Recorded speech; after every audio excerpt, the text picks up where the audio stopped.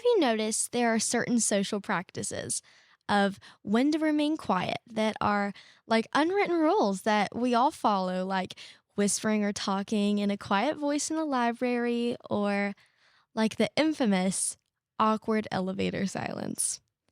That 5 minutes of complete avoidance and no eye contact we do when we get in an elevator. We stare at the floor, look at the buttons, but never at the person standing next to us for more than a few seconds. I mean, I've experienced this. I was on an elevator this morning, and I can tell you that is exactly what took place. For some cultures, like the Japanese, for example, remaining silent or quiet can actually be a sign of respect. But for others, it can mean that something is wrong. Imagine how different things would be if we broke the silence code the next time we're on an elevator and, in an act of kindness, we speak to someone going to the next floor, or we break the awkward elevator silence and we make eye contact with someone and give them a smile. Smiles brighten everyone's day. Imagine how different our world would be if, instead of ignoring the people around us, we chose to really see them instead. Today, we're talking about changing the world, one elevator at a time.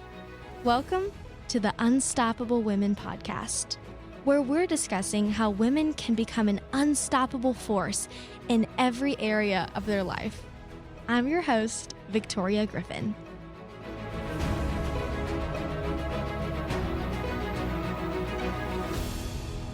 I meet my friend Natalie before class pretty much every day in the parking lot.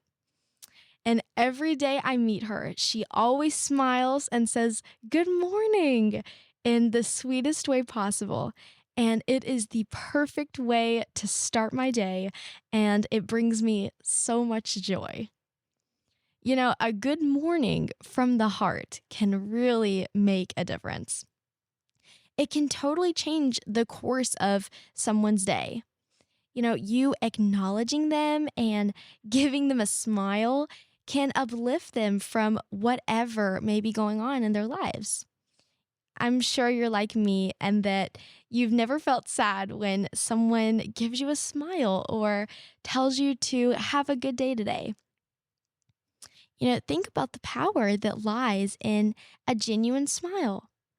A smile can change a situation, it can improve relations, and even bring hope to a stranger. In addition, smiling is actually good for our own health and well-being. Try it, as you will find that smiling brightens our face and improves our mood. Research shows that smiles are actually contagious and make a person more approachable, as people are attracted to those that look happy and inviting. Smiling can actually create connection between you and another person.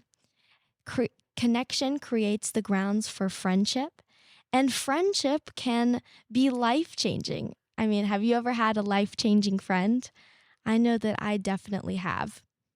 Sometimes all we need is one really good friend. Someone actually told me recently, they said, "You don't know this, but I actually prayed that God would send me a friend, and he sent me you." And when that person told me that, I was really touched because I didn't know that, that person was praying that way, but God did. We talked about in our first episode being unstoppable in everything we do, which includes being an unstoppable friend. And it all can start with a smile.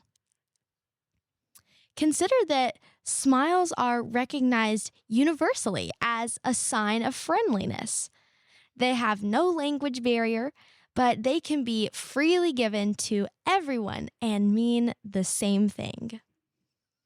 A smile has a positive impact in the world we live in, especially a smile on the face of a Christian.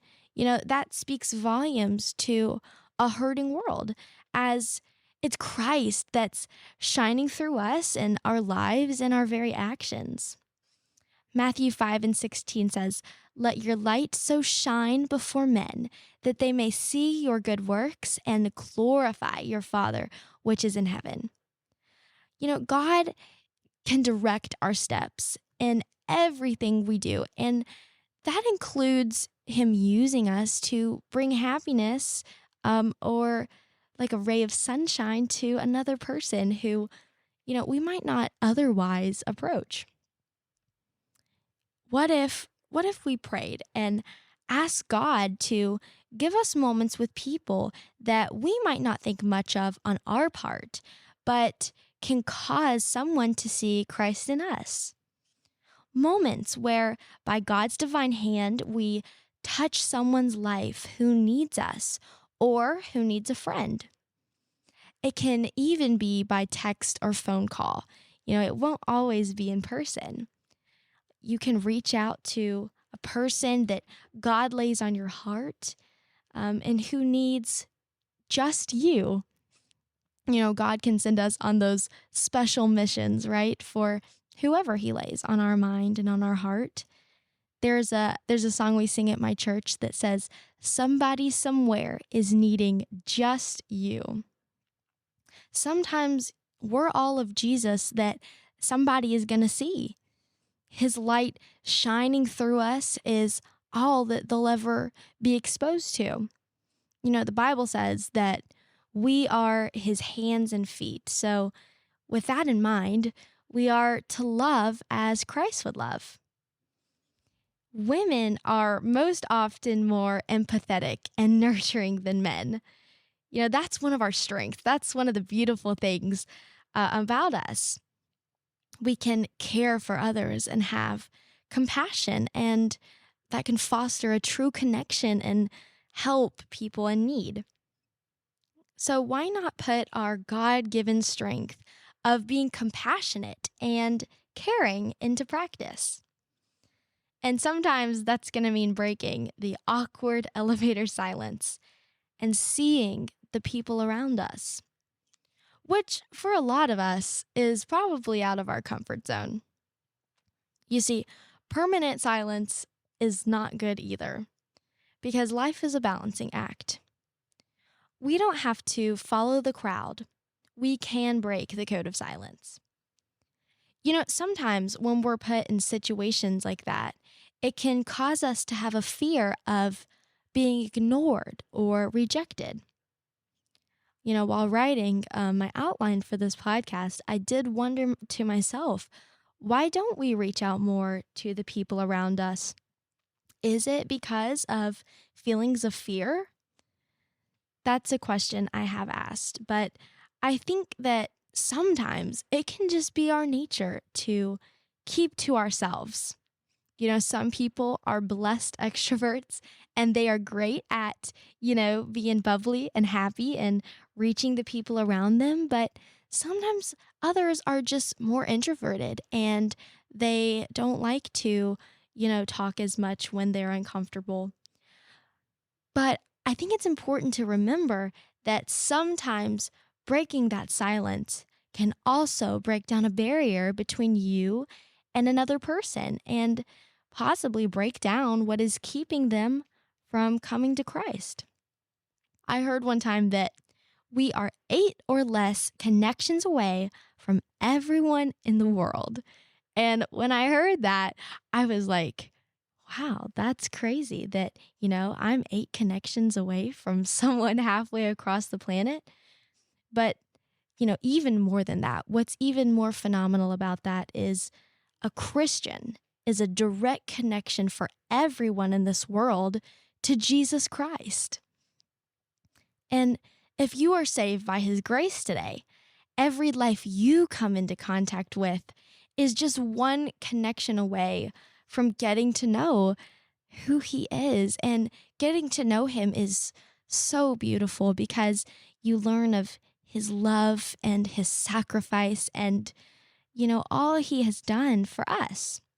So, I think what a responsibility we have on our shoulders. And, since we have such a responsibility, let's run with it. Let's have the love of Christ abounding in our heart so that fear has no power to stand in our way. Why not be an unstoppable woman who is a servant of love that cares like Jesus cares? Let us love like him every day of our lives. Thanks for joining us.